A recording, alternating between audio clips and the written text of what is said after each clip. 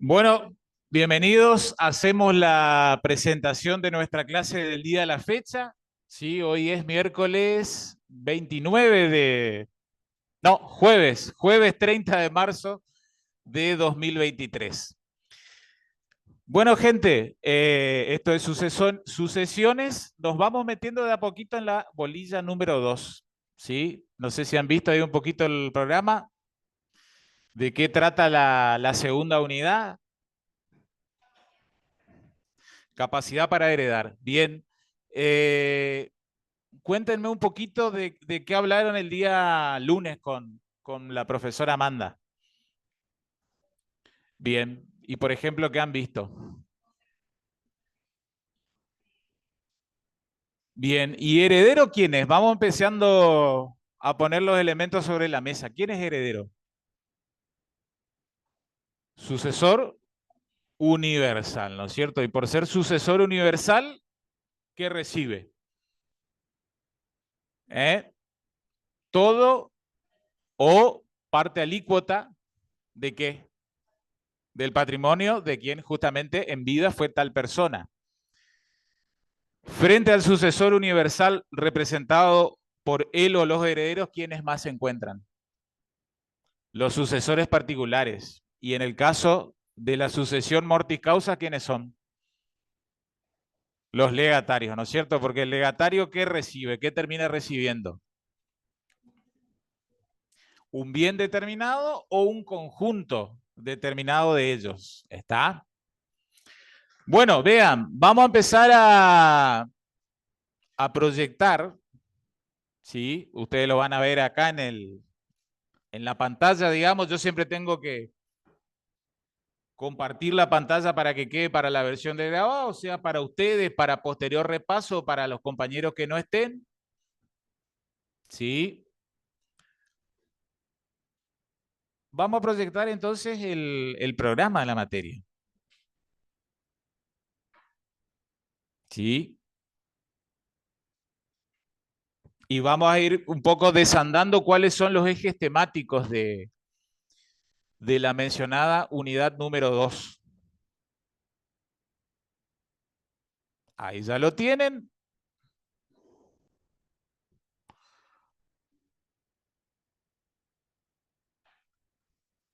Vamos a agrandar un poquito, así queda mejor grabado esta cuestión.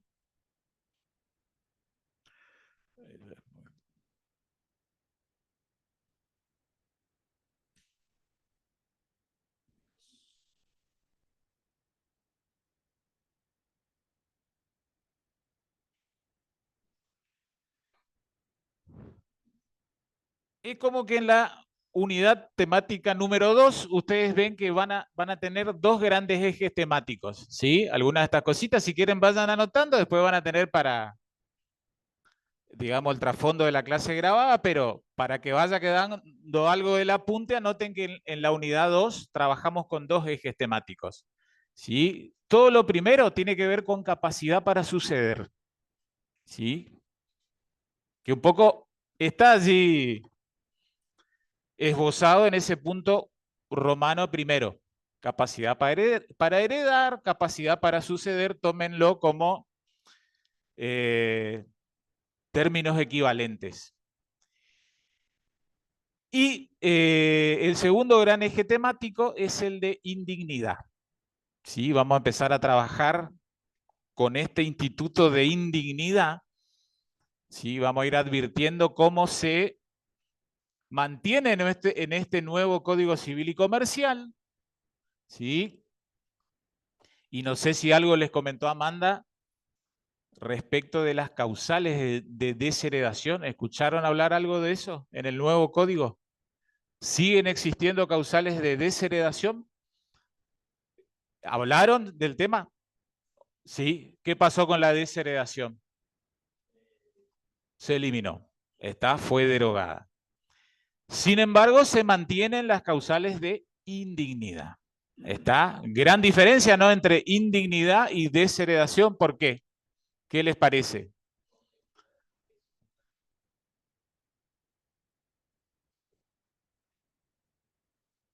Bueno, pero contra el propio causante también podría ser. Pero sustancialmente, ¿cuál sería la gran diferencia entre indignidad y desheredación? La hacía el causante, ¿dónde? En el viejo código, en su propio testamento, mientras que la indignidad debe ser promovida por algún coheredero. Esta gran diferencia. Después tienen ahí una cuestión ya de inhabilidades para suceder por testamento, lo cual metodológicamente, didácticamente hablando, en realidad habría que estudiarlo más adelante, ¿sí? Cuando hablemos de testamento. ¿Sí? Si ustedes... Ajá, ¿qué tal? ¿Cómo te va? Si prestan atención, si no me equivoco, a partir de la unidad 11 encuentran la sucesión testamentaria, ¿sí? Tratada en nuestro programa, ¿sí? Bueno, vean, vamos al primer eje temático, esto de capacidad para heredar, capacidad para suceder, ¿sí? Y llévalo si querés. Ah, listo, está. Vean, de igual manera que cuando dábamos las clases por el Zoom, voy a utilizar un archivo de Word a la manera de testamento. Es más rápido que me levante y comience a escribir en el pizarrón. Acá yo les voy a mostrar, ¿sí? Tres grandes términos que vamos a diferenciar en esta primera clase, ¿sí? Vean que comienzo a escribirles acá en el archivo y no me tengo que olvidar de compartir para que quede para el grabado, porque si no, ven mi caripela, pero no el archivo que comparto.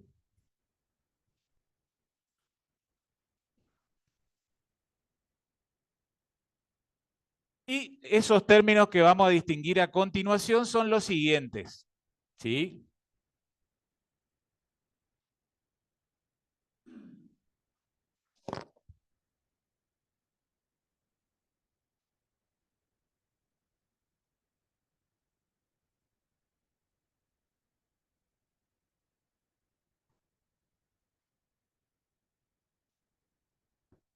Capacidad, estamos haciendo referencia justo a esta capacidad sucesoria, capacidad hereditaria.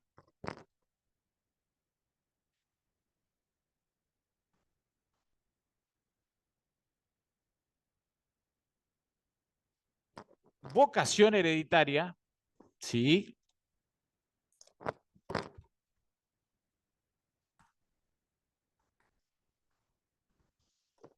Y finalmente, delación hereditaria. ¿Está? Cuando estemos cerrando, digamos, cuando estemos clausurando la unidad número 2, va a quedar en claro estos tres grandes conceptos. Capacidad, que la vamos a distinguir de la vocación hereditaria, y también en concreto de la delación hereditaria. ¿Sí? Son términos que están relacionados en sí, no significan lo mismo, pero para poder predicar acerca de algunos de ellos, previamente hay que presuponer los anteriores o previos institutos. ¿Sí? Para que en algún momento, anticipando un poco el juego, hablemos de delación hereditaria, vamos a tener que presuponer que en el heredero hay capacidad para heredar y hay vocación para heredar. ¿Está? Simple anticipo es como que hablar de delación hereditaria, entonces implica que ese heredero posee capacidad sucesoria y que tiene vocación hereditaria, ¿sí? No contrariada.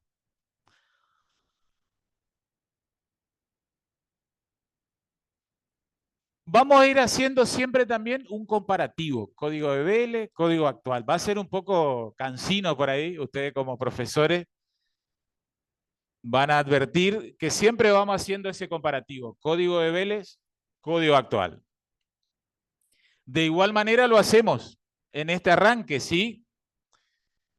Porque anoten que en el código velezano estaba regulado expresamente esta cuestión de capacidad de suceder, de capacidad para heredar, ¿sí?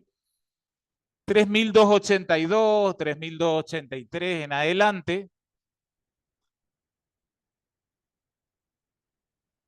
en el viejo código, en esos artículos, estaba regulado esto de capacidad para heredar, capacidad para suceder. Venimos ahora al código 2015. En el 2015 esto ha, digamos, desaparecido de la terminología. En el código 2015 ya no hablamos de capacidad para heredar o de capacidad para suceder. ¿Sí? No hablamos. Sucede algo parecido, puede que lo hayan hablado con la doctora Palacios, con el tema del beneficio de inventario. No sé si les comentó algo Amanda del beneficio de inventario. Lo que en el viejo código era beneficio de inventario, ahora ¿cómo se llama?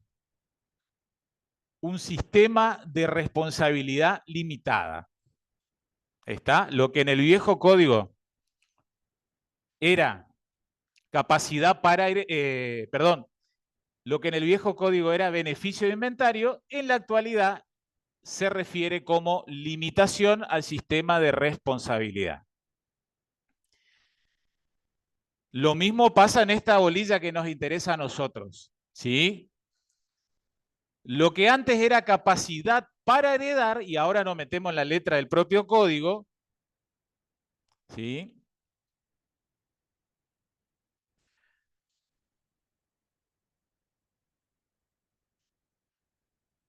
Voy a abrir mi archivo digital del Código Civil y Comercial.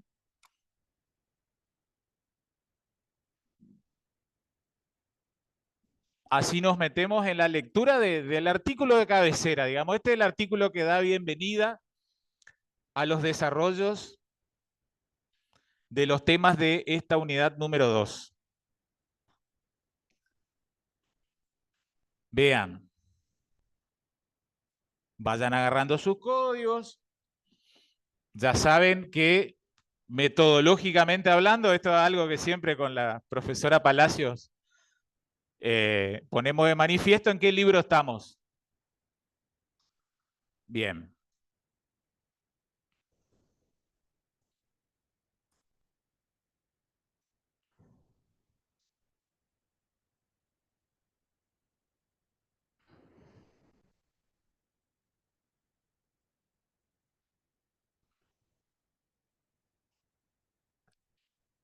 Saben que el libro quinto arranca a partir del artículo 2277. ¿Sí? Y en concreto, lo voy a compartir así queda para la versión del grabado.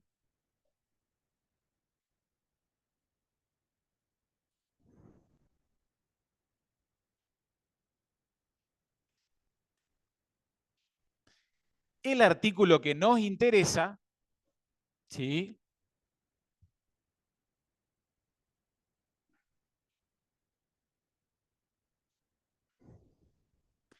Es propiamente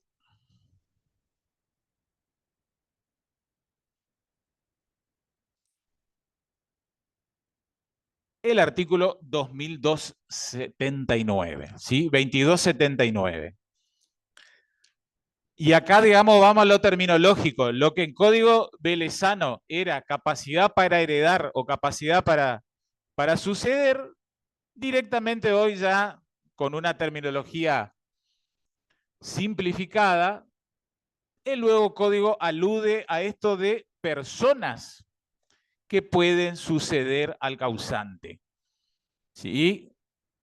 Entonces, cuando el código habla de personas que pueden suceder al causante, está mencionando, está regulando lo que en tiempos de código velezano era la capacidad para heredar, la capacidad para suceder.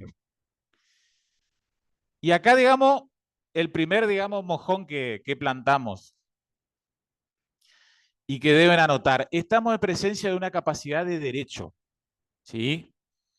Más allá de que desde lo terminológico no estamos hablando de capacidad para heredar o capacidad para suceder, lo cierto es que en estas personas, y anótenlo, se verifica una aptitud. ¿Se acuerdan que siempre la palabrita aptitud es la palabrita mágica, digamos, la palabrita llave, la keyword dirían los que saben, que te permite, digamos, acceder al mundo de la capacidad, sea esta de ejercicio o de titularidad.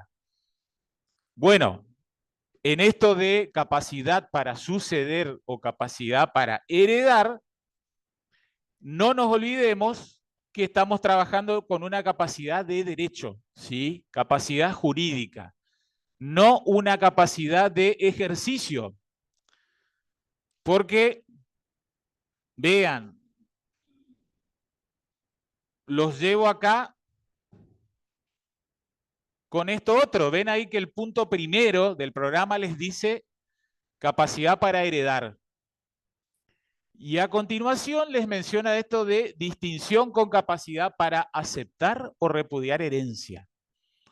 Anoten que este segundo tema de distinción, o mejor dicho, de la capacidad para aceptar o repudiar la herencia, anoten que estamos en presencia de una capacidad de ejercicio, ¿sí?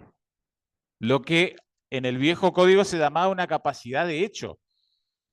Va a ser coincidente, digamos, con el sistema general de atribución de capacidad para las personas, digamos, personas humanas o personas jurídicas, ¿sí?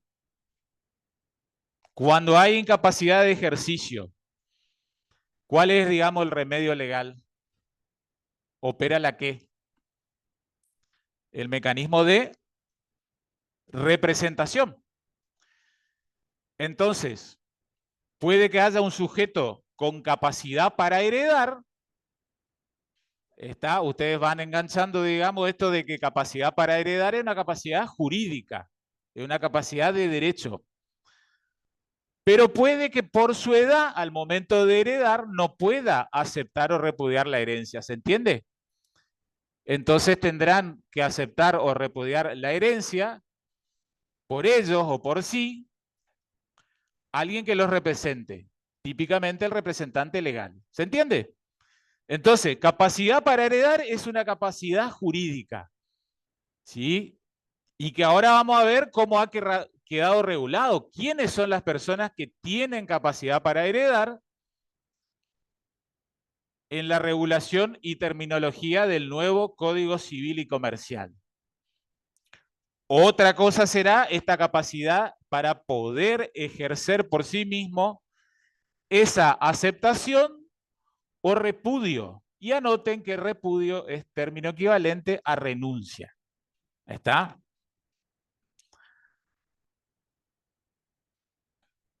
Volvemos entonces a lo que nos interesa. 2279. ¿Sí? Vamos a leer entonces, si lo analizamos con óptica velezana, quiénes tienen capacidad para heredar, quiénes tienen capacidad sucesoria, capacidad jurídica, capacidad de derecho. Y advierten que ahí en esa formulación del 2279 existen 4 grandes opciones. Incisos A, B, C y D. Primera cuestión. Inciso letra A. ¿Quién lo lee? A ver. Y después vamos haciendo un pequeño parafraseo o comentario de este primer inciso. ¿Pueden suceder al causante? A ver, ¿quiénes? Bien. Está entonces, inciso A, anoten, dedicado exclusivamente a qué clase de persona. Bien. Como anticipo, si quieren, anoten, que los incisos A, B y C se refieren a persona humana. Mientras que el inciso D será la capacidad para heredar que tendrán las personas jurídicas. ¿Sí? Bien, entonces para heredar a una persona, si esta persona es humana, debe encontrarse existente al momento de su muerte. ¿Esto qué significa, digamos, en sentido negativo y por más que de perogrullo resulte? Que no tuvo que, ¿qué? No tuvo que haber fallecido. ¿Se entiende? Anótenlo. Porque ¿cuál es el fin de la existencia? De parte general, la muerte. ¿Y cuál era ahí el sucedáneo a la muerte? Algo parecido. Eso, fallecimiento presunto o declaración de muerte presunta. ¿Está? Entonces no tuvo que haber ocurrido ni lo uno ni lo otro. No quiero, digamos, hacerlos en un retro flashback, llevarlo a parte general, pero ¿se acuerdan los supuestos de parte general? De muerte presunta. Desempolvemos esas neuronas. ¿Cuáles eran? Un supuesto genérico primero. ¿Cuál era? Tanto agua pasó por debajo del río, por debajo del puente. ¿Cuál era el supuesto genérico de muerte presunta? ¿Desaparece una persona por qué plazo? No.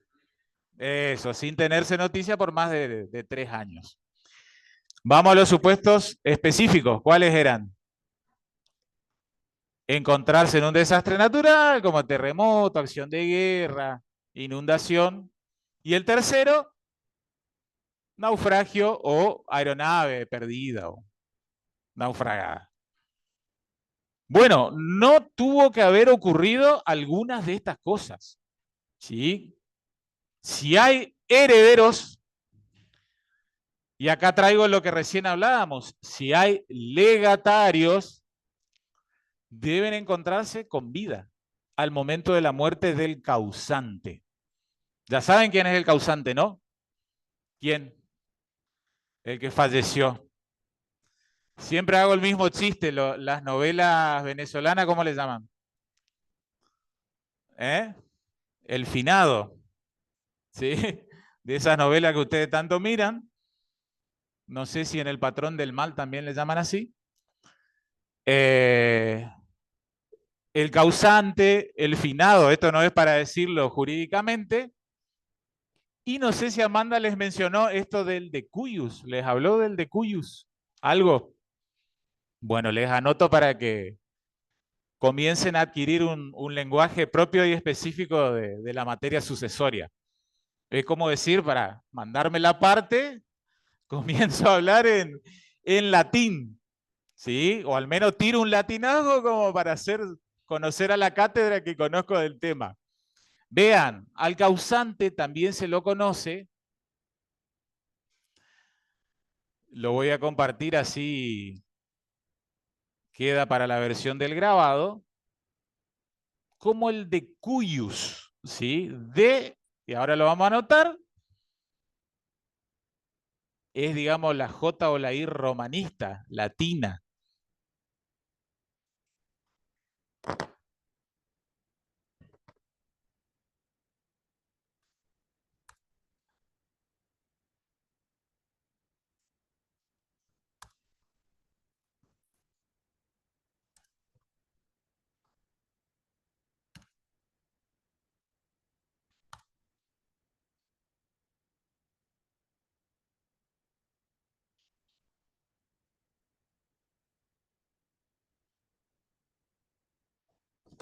Ahí lo tenemos, el decuyus. Generalmente trabajamos con esta partícula conformado por los dos primeros términos. El decuyus, así se lo llama el causante. Aquel, decían los romanos, decuyus sucesiones agitur. ¿Qué significa eso? ¿O qué significaba? Tiempo pasado. Aquel de cuya sucesión se trata. Así mencionaban, digamos, los textos romanos en las leyes escritas, ¿sí? Y en la letra, luego de lo que fue el trabajo de los glosadores, ¿sí? Al causante se lo llamaba el de cuyus, aquel de cuyus sucesiones agitur. Es una manera de llamarlo al causante. Cuyus sería de cuya, pero como manera de no decir de cuyus sucesiones agitur completo, se contrajo y quedó popularmente entre los romanos como el de cuyus. Aquel de cuya sucesión se trata, como decir el fulano, el mengano, pero es, digamos, el fulano o mengano de la sucesión, el que ha fallecido. Entonces, vean, volvemos al análisis del artículo que nos interesa. 2279.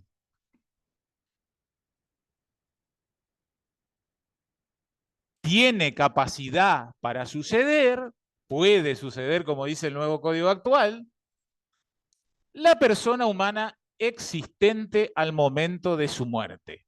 ¿Sí? Pasamos al inciso B, después vamos a empezar a particularizar con los llamamientos y puede que algo ya hayan hablado con la profesora Palacios acerca de distintos tipos de herederos. ¿Algo se les viene a la cabeza? ¿Qué herederos ustedes conocen? ¿Eh? Hay algunos herederos que son forzosos. ¿Y qué significa eso de heredero forzoso? Que son herederos que obligatorios, ¿sí? Y es viéndolo desde el punto de vista de causante. Da un poco de pudor decirlo esto, pero todos vamos a ser autor de nuestra propia sucesión, ¿no? Decía nuestro viejo profesor de sucesión, el profesor Ferrer, ¿lo conocen a Magín? Todos vamos a ser autores, cuanto menos de nuestra propia sucesión. ¿Sí? Vamos a ser de cuyo de nuestra propia sucesión. Y cada persona tiene un elenco de herederos, según que tenga hijos, nietos, hermanos, padres, abuelos. Pero no solo pueden haber herederos que son llamados por la ley, eso lo van entendiendo de a poquito, ¿no? ¿Cómo también se puede llamar a un heredero? ¿Por medio de qué? De un testamento. ¿Y qué es lo que hay que hacer en el testamento para llamar a un heredero? ¿Eh? Anoten, hay que instituir un heredero. ¿Sí? Porque de a poquito algo habrán hablado con Amanda que hay llamamientos, ¿no? Llamamientos legales y llamamientos voluntarios. El llamamiento legal es el orden sucesorio que establece el Código Civil y Comercial argentino. Luego estará el llamamiento que una persona puede hacer en su propio testamento, pero va a tener que respetar una institución muy importante si es que posee herederos con legítima, ¿sí? Si es que posee herederos forzosos. Y vamos especificando un poquito ya el rótulo de forzoso. ¿Quiénes son forzosos? ¿El orden cómo sería? Descendiente, ascendiente y cónyuge. Y acá empezamos a despejar de raíz un error. Porque ustedes me dicen él o la cónyuge. Y por ahí puede venir la pregunta del amigo o el cliente. ¿Y el concubino? ¿Tiene derecho hereditario en la Argentina? ¿Carece de todo derecho en el contexto de una sucesión? No, porque tiene un derecho que no es hereditario, pero que nace con motivo de la muerte. No sé si tienen alguna idea de cuál es. Derecho real de habitación, ¿sí? Gratuito, pero limitado por hasta un plazo de 2 años. Digo lo mismo que dije ayer, pregúntenle a GPT. ¿Manejan ya el GPT? Pregúntenle a GPT si en la Argentina los concubinos o convivientes tienen derecho hereditario. Hagan ese ejercicio, les invito y anticipo ya la respuesta. El GPT es muy bueno, pero no sabe derecho sucesorio. Porque el GPT te contesta que en la Argentina los concubinos tienen derecho hereditario. Ahí está. Así que, por favor, no sean como GPT cuando terminen la cursada sucesoria. Porque los concubinos o convivientes supértites no tienen o no poseen derecho hereditario. Sí, sí, sí, por favor. No hay problema. Aturde. A ver. Probamos, creo que estamos. ¿Se escucha? Yo lo que no quiero es levantar la voz, porque enseguida se me... Bien. Eh, vamos al inciso B. Quedó el inciso A, digamos, persona existente, no fallecida, que tampoco recayó declaración de muerte presunta, ¿sí? Y ustedes sabían que cuando se declaraba muerte presunta, la sentencia que tenía que fijar, día presuntivo del fallecimiento. ¿Está? No se olviden ese tema. Bueno, vamos al inciso B. Ojo con este tema, ¿sí? Inciso B. Puede suceder al causante la persona concebida en ese momento que nace con vida. Anoten, estamos en presencia de quién?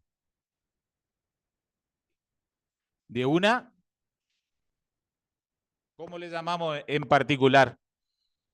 De una persona por nacer. ¿Está? Entonces, inciso B, persona por nacer.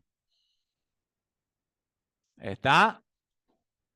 Porque está concebido, ¿no es cierto? Artículo 19, ¿qué establece? La existencia de las personas comienza bien, y ahí vendrá toda esa interpretación que profundizamos en parte general, ¿no? Según Portal de Belén, fallo de la Corte del año 2002, concepción era equivalente ¿de qué? ¿De qué teoría genética? Fecundación. Sin embargo, según fallo Artavia Murillo, ¿de qué organismo? ¿Se acuerdan del fallo Artavia Murillo? Acá les anoto en el pizarrón para así repasar cosas que hace unos buenos años atrás hablamos.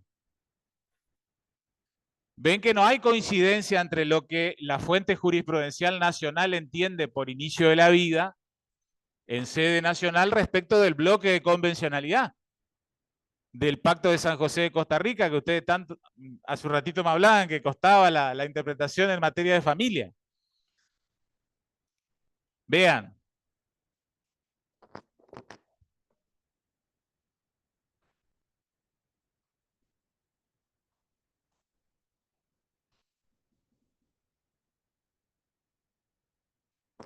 según Portal de Belén, fallo de la Corte 2002, que era el caso de qué, ¿ustedes se acuerdan como síntesis?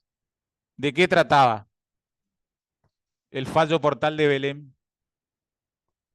¿Trató de los efectos de qué? De la pastilla del día después. ¿Está?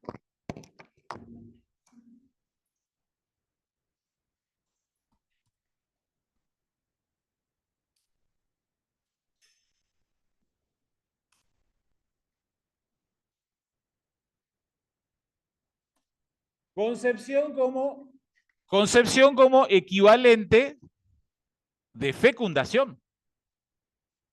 ¿Y qué era fecundación? Simple unión de gametos masculino y femenino, ¿sí? Óvulo y espermatozoide. En Artavia Murillo, esta cosita hay que saberlo para sucesiones, porque justo es para explicar este artículo que estamos viendo cuando hablamos de persona concebida. Es del 2012, ¿de qué organismo? Corte. Ahí les anoto la sigla a ver si lo sacan. CIDH. Que es el organismo que aplica ¿qué? ¿Qué tratado internacional? ¿Cuál? ¿Qué tratado aplica la Corte Interamericana de Derechos Humanos con sede en San José de Costa Rica? Pacto de San José de Costa Rica. ¿Sí?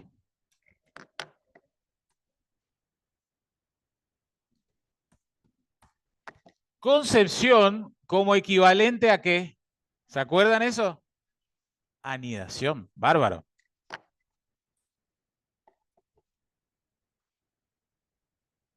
Entonces ven cómo advierten ahí como para la Corte Suprema, concepción es equivalente a fecundación y para la inteligencia del Pacto de San José de Costa Rica debería entenderse como equivalentes de anidación.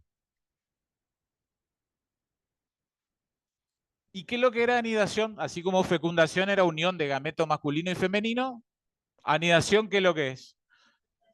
Implantación, ¿de qué?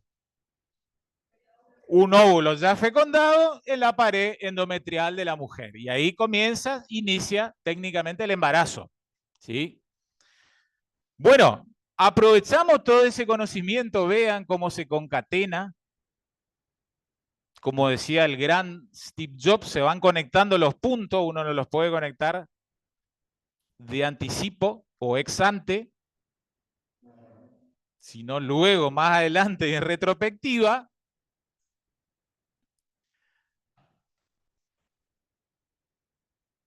Se van conectando estos temas que estudiamos en su momento en parte general, ¿sí?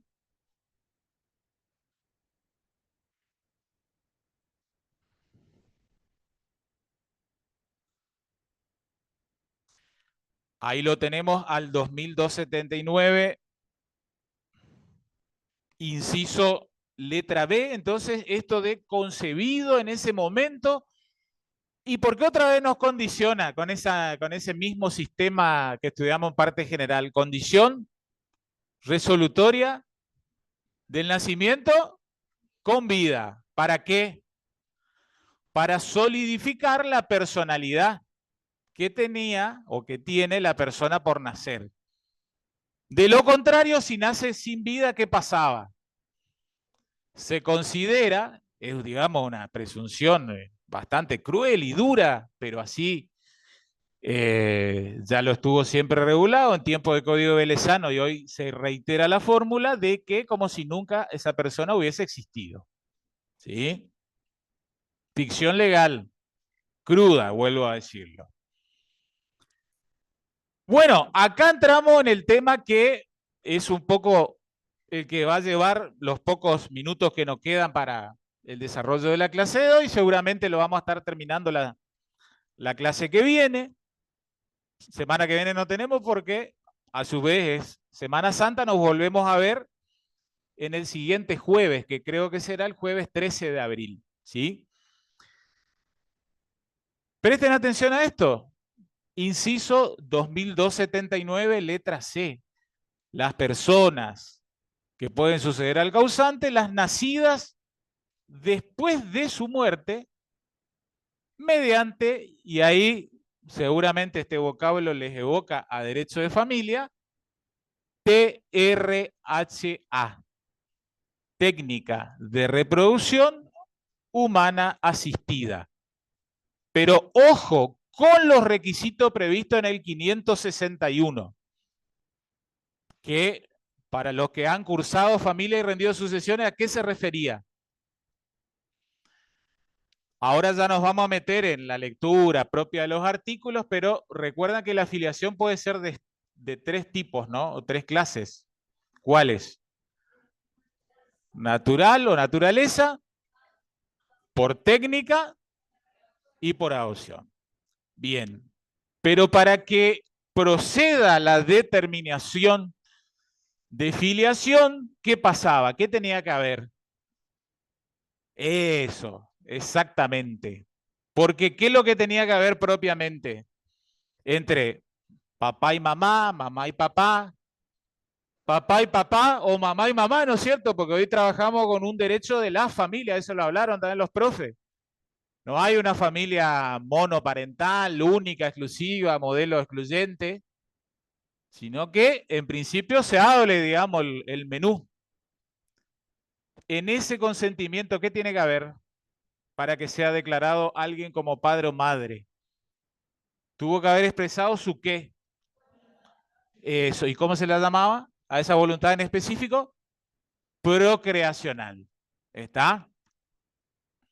Quédense tranquilos porque ahora nos vamos a meter ahí en unos supuestos muy discutidos, para el cual había preparado unas pequeñas plaquitas, que entiendo algo ya han hablado en familia. Pregunto, ¿hablaron algo de fecundación post-mortem en familia? No. Bueno, lo vamos a hablar acá en sus sesiones porque es un tema interesante.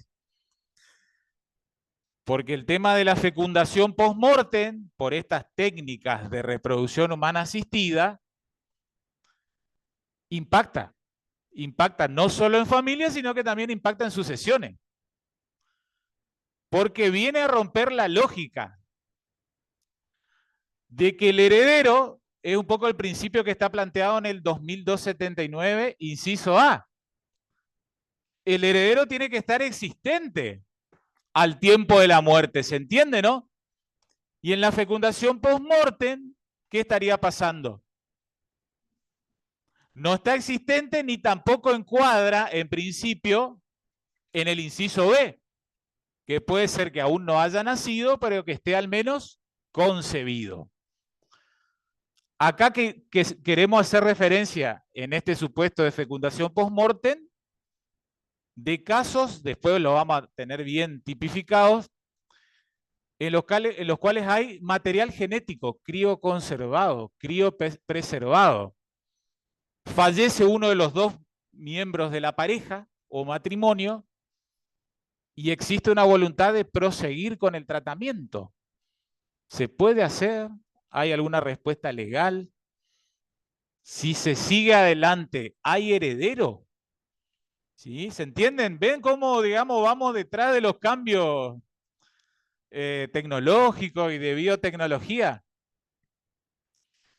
Siempre también yo lo digo, en mi época que yo me recibí de abogado, 99 al 2004, era más fácil estudiar abogacía, ¿sí? Porque no había instituto del aborto, no había diversidad de género, era todo más cuadradito, digamos, más sistemático, método exegético legal. Eh, todo esto de técnicas de reproducción humana asistida era incipiente. Y vean cómo el jurista tiene que dar respuesta. Eso es, digamos, lo apasionante. Cómo, en definitiva, una persona de carne y hueso, un juez o una jueza, termina resolviendo. ¿Sí? Y después le voy a contar una pequeña experiencia que tuve como escribano, inclusive. Ustedes saben que yo me dedico al ejercicio de la escribanía. ¿Sí? No ejerzo abogacía, ni tampoco estoy del otro lado del mostrador en los juzgados. Sin embargo, me han tocado algunas de estas cuestiones de voluntad procreacional, porque ahí hay una incumbencia notarial. ¿Sí? El consentimiento informado, expresado, ¿sí? En sede notarial o al menos protocolizado por escritura pública. Después les cuento. Cierro el análisis del 2279. Después vamos a profundizar con los minutitos que nos van a quedar el tema, el caso, digamos, ahí remanido, discutido de fecundación post-mortem. ¿Sí? Cierro este menú con el inciso de persona jurídica que esté existente al tiempo de su muerte. ¿Se acuerdan esto de parte general también? Para que una persona jurídica exista, ¿qué tuvo que haber ocurrido? ¿Cuál es el paralelo de la concepción en la persona jurídica? Eso, el acto constitutivo. Bárbaro. ¿Sí? Y así como para la persona humana está la muerte, algunos le temen más, otros menos. La persona jurídica, ¿a qué le teme? ¿A qué causal? de disolución. La disolución es la muerte de la persona jurídica, hablando así coloquialmente, digamos, vulgarmente. Bueno, vean, persona jurídica existente al tiempo de su muerte, y vean acá cómo se acota, digamos, el pasadizo, el camino. O, digamos, acá te habla con una terminología amplia de y, la fundación creada por testamento. Entonces también encontramos una excepción a esa primera regla de que la persona jurídica tendría que estar constituida al momento que fallece la persona. Puede que no esté constituida, pero el propio testador, el propio decuius, es quien en su testamento manda u ordena a que se constituya una fundación. Ahora, bien, cierren, digamos, el candado, el pasadizo. Solo podrá constituirse por vía de testamento la persona jurídica fundación. ¿Está? No podrá ordenar que se constituya una SA, una SRL.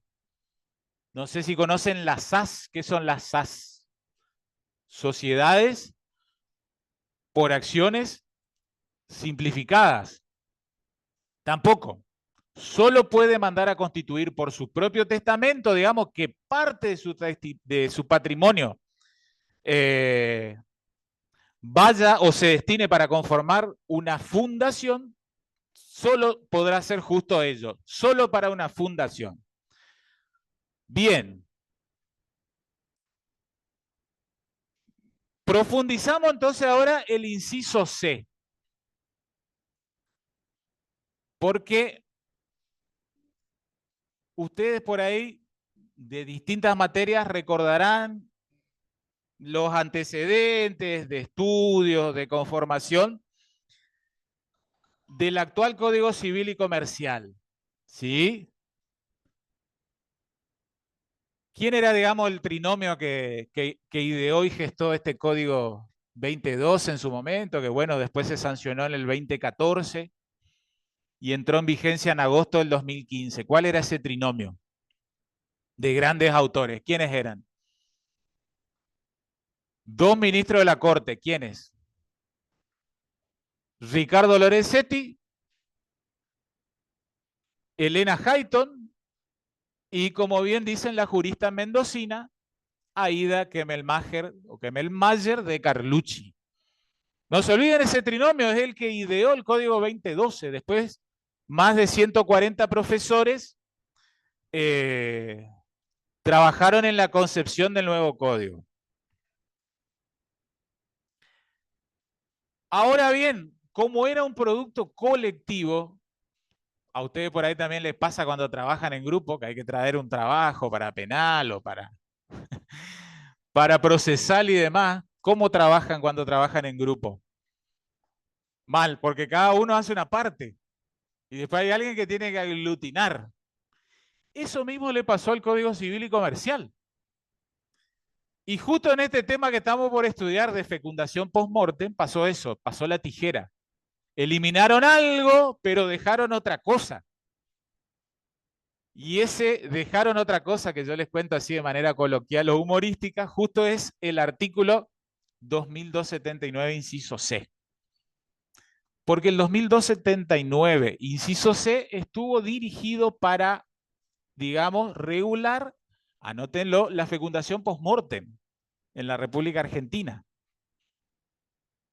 El 2279 originario de ese código que se presentó para empezar a girar en el país año 2012, ya estaba así consagrado, estaba regulado de igual manera, pero en vez de remitir al 561, remitía al 563 del anteproyecto. Sin embargo, cuando se sanciona luego el Código Civil y Comercial, es como que de un tijeretazo, ¡pum!, eliminan el 563.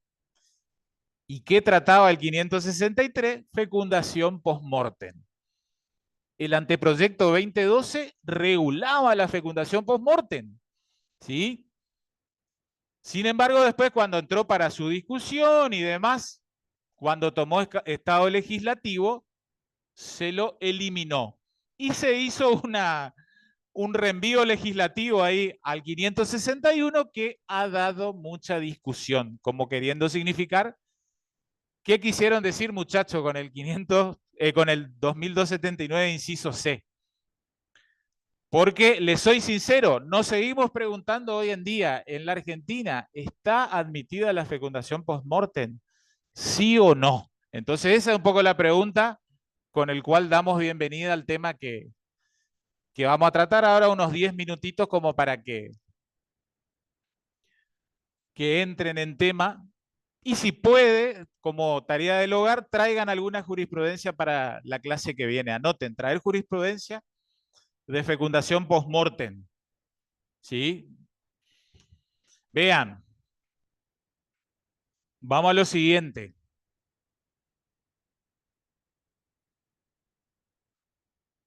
Siempre a mí en los temas de civil me toca dar temas genéticos, de bioética, que son un tanto complejos, pero la verdad que soy un apasionado del tema. Me gusta tratarlo y me gusta que ustedes abran sus cabezas también para intentar resolver al menos razonablemente estos casos difíciles. Vean,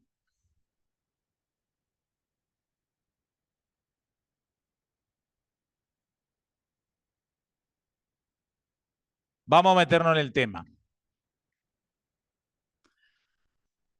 Fecundación post-mortem, principales lineamientos en nuestra República Argentina. Vean, vamos a hablar entonces lingüísticamente, ¿sí? En cuanto a sigla, esto de FPM. FPM es fecundación post-mortem. Y partimos del 558. Ustedes mismos recién lo reafirmaron con fuerza, con ahínco, con énfasis. Esto de que la filiación puede tener lugar por naturaleza, mediante técnica de reproducción humana asistida o por adopción. ¿Está? Continúa el artículo allí hablando de adopción y luego un principio en materia de filiación que lo habrán hablado con los profes de familia el año pasado y que en cierta manera con algunos antecedentes jurisprudenciales se vio conmovido también. No sé si hablaron algo con los profes de esto, de la posibilidad de que una persona tenga 3 o más padres. ¿Hablaron algo de esos casos también? El caso tucumano era, ¿no? De una jueza de Tucumán. No sé si leyeron la sentencia de la... ¿Eh? La niña Juli. Bien, ¿y cómo redactó la jueza la sentencia?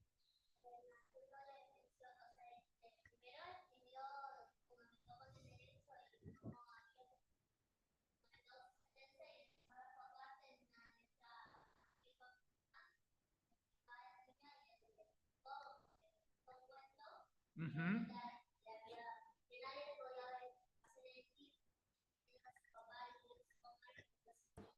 Bien. Bueno, ese no es tema que nos interese aquí en sus sesiones, pero sí la primera parte del 558. Y después no tenemos que olvidarnos de cuál es el contexto de las TRHA, técnica de reproducción humana asistida. ¿Sí? Ustedes bien lo han dicho, hay que recabar el consentimiento libre, informado, actualizado, adaptado al nivel socioeconómico de los padres. ¿Sí? Y después este principio cardinal de que ese consentimiento tiene que ser renovado en cada oportunidad que se va a utilizar gametos. Si se extrajeron varios gametos y fallaron, digamos, en la primera técnica alguno de ellos, para volver a utilizar otros gametos ya crío conservado o crío preservado, hay que volver a recabar el consentimiento, digamos, la clínica. Y ahí es que viene la incumbencia notarial. Les contaba que una vez en escribanía hemos protocolizado, ¿sí? Nos ha tocado. A lo que voy es como que es un caso que uno lo puede pensar, uy, estoy en Posada, no me va a tocar nunca. Eso pasa solo en Rosario, Córdoba, Mendoza, La Plata, Buenos Aires. Bueno, está más cercano de lo que nos parece o nos imaginamos estos casos singulares, particulares, a los cuales hay que darle respuesta. Puede llegar a la escribanía, puede llegar al estudio jurídico ese caso. ¿Sí? Y lo cierto es que en escribanía se protocoliza. ¿Qué es lo que es protocolizar? Básicamente transcribir. Es un acta notarial que uno transcribe, ¿sí? El consentimiento expresado, que es en definitiva un folleto. Es como casi como un formulario que en los espacios en blanco la clínica completa con los nombres de los padres. ¿Sí? Y luego la firma de los padres y de los médicos que conforman el staff de esa clínica de fertilidad. Siempre que se cumpla ello, entonces se va a verificar la voluntad procreacional. ¿Sí? Y a tenor del 575 se va a determinar la filiación en las técnicas de reproducción humana asistida. Porque ahí lo ven en el 575, en los supuestos de técnica de reproducción humana asistida, la determinación de la filiación se deriva del consentimiento previo, informado y libre, prestado de conformidad con lo dispuesto en este código y en la ley especial. Vean qué singular que es que cuando él o los padres o madres requieren esta protocolización en escribanía, ellos todavía no han podido inscribir su hijo en el registro de las personas. Y entonces su hijo todavía no tiene número de DNI.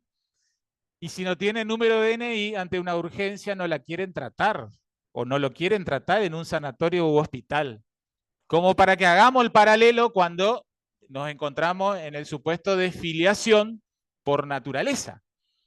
Vean qué singular que son todas estas cuestiones, pero que hasta uno cuando no lo ve en la práctica no se imagina. Cuando te toca el caso concreto recién podés empezar a advertir el horizonte de profundidad.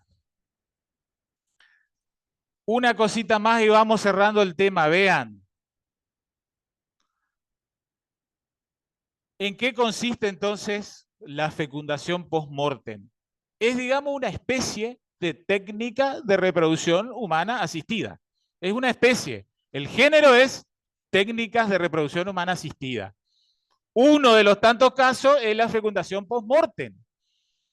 ¿Y por qué hablamos de fecundación post-mortem? Porque la característica definitoria es que ella misma se realiza después del fallecimiento de uno de los miembros de la pareja o matrimonio, o por qué no, está planteado hipotéticamente también con posterioridad al fallecimiento de ambos. Entonces, ojo con esta variante porque ya hay jurisprudencia en el extranjero al respecto. ¿Sí? Pero eso va engarzado con otro tema que es la gestación por sustitución, o lo que se conoce popularmente como sustitución de maternidad. Vean todos los temas que tenemos que estudiar hoy en el derecho civil actual. Es como que en algún momento calienta, digamos, la cabeza de cómo uno tiene que hablar de bioética, de genética. Y encima el jurista tiene que darle un encuadre. Y después es criticado por sus propios colegas, por los psicólogos, los psiquiatras, los equipos interdisciplinarios. Y casi nunca se pone de acuerdo a toda la sociedad. Vean, hay dos maneras de distinguir estas fecundaciones post-mortem, justo.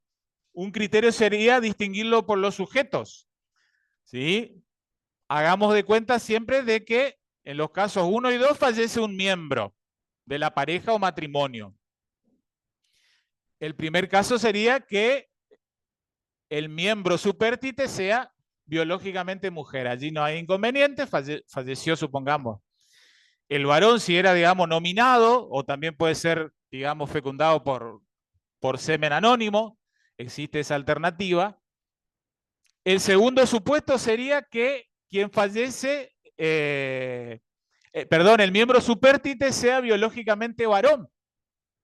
Y eso implicaría entonces el óvulo de una mujer ya fallecida, digamos, trabajarlo con la técnica de reproducción a su vez en otra madre gestante o portadora.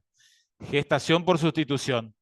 O si no, también desde la lógica jurídica ese tercer supuesto, que ambos miembros hayan fallecido y haya una tercera, digamos, madre gestadora que lleve adelante el proyecto filiatorio de una pareja ya fallecida, lo cual se plantea como irrazonable. pero no imposible desde la lógica jurídica. Eso en cuanto a los sujetos, ¿sí? O sea, o vive la mujer, o vive el varón, o fallecieron ambos. Serían las distintas alternativas desde lógica jurídica. Luego, en cuanto a la modalidad, ¿sí? Puede ser que ya se haya realizado la fecundación y consecuentemente estemos en presencia de un embrión, ¿sí?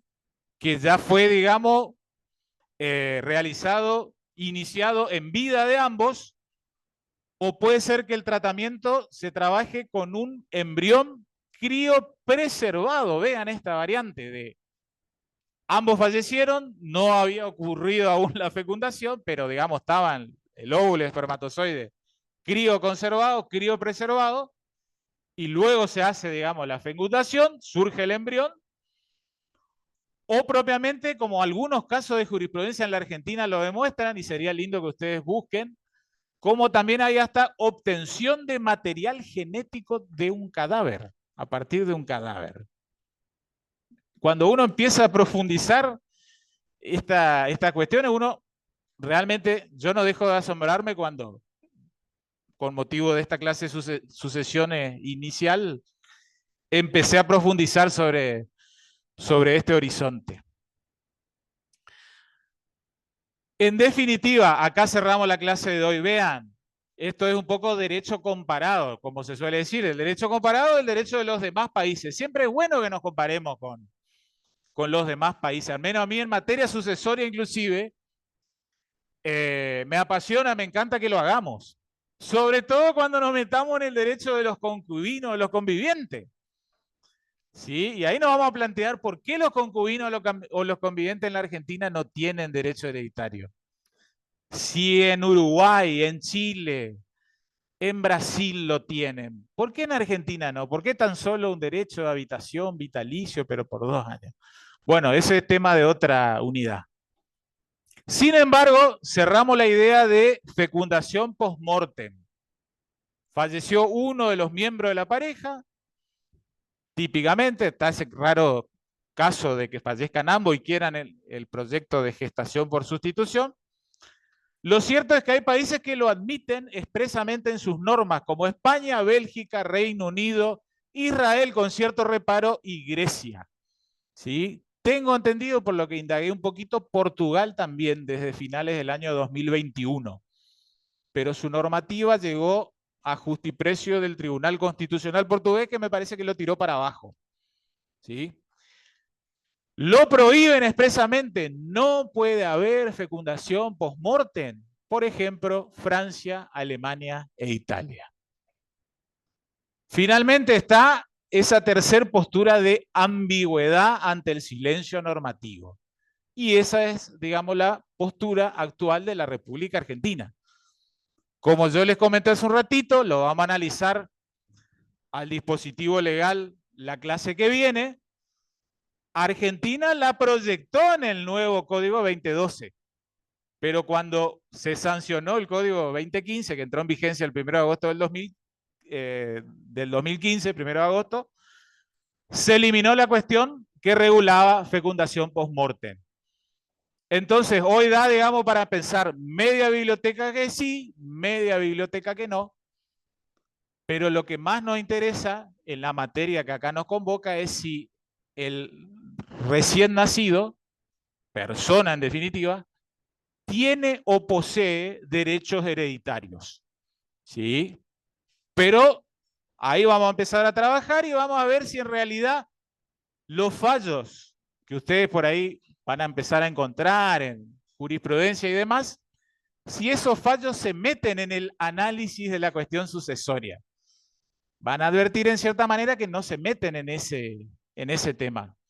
Se ponen a regular más que nada la cuestión derivada del derecho de familia, si autorizar o no la filiación, digamos, el proyecto o digamos el avance de la técnica de reproducción humana asistida.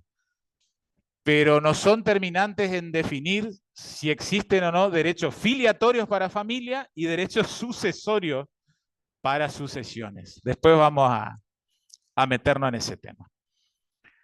Bueno, gente, ¿se entendió más o menos? La parte final era un poco más compleja. Acá corto la clase de hoy.